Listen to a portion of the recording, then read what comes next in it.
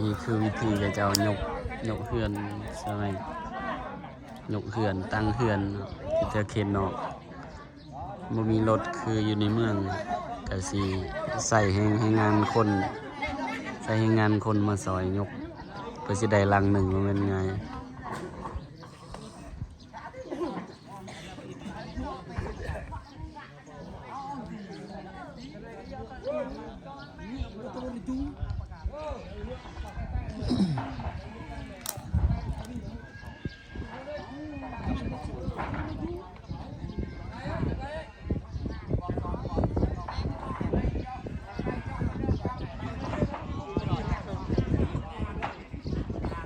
เฮือนสไตล์แบบผ่านเราผ่านเป็นเฮือนใหม่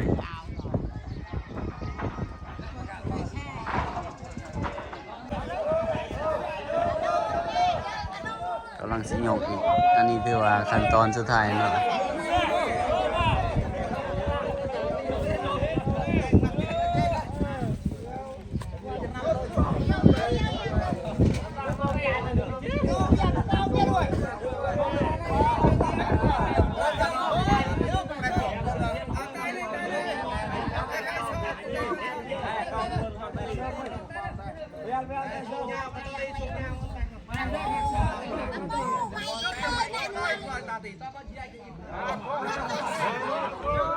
ยังเหลือโค้งสุดท้าย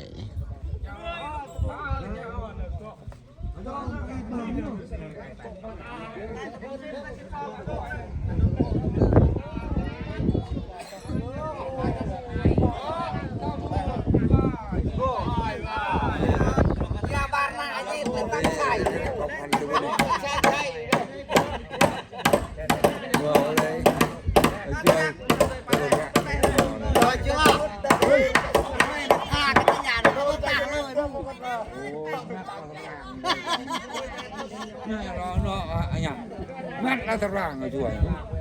thật ràng nha con xài đại bác nhà trẻ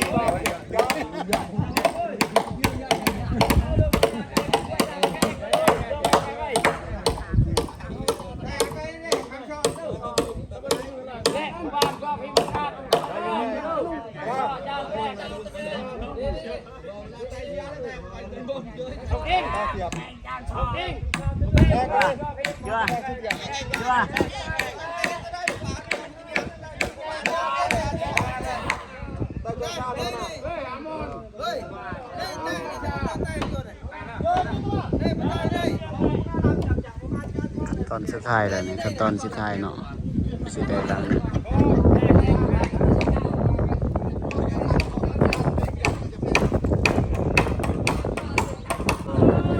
ตอนสุดท้ายแล้วนี่สิยับเข้า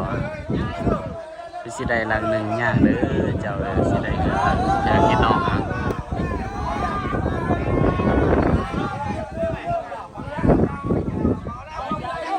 เสียงเนาะเพราะว่ามันรถคือเอาเฮ็ดเฮือนดินกับสิก่อขึ้นอันนี้เฮ็ดเฮือนใหม่ต้องได้ห้ามไปเลย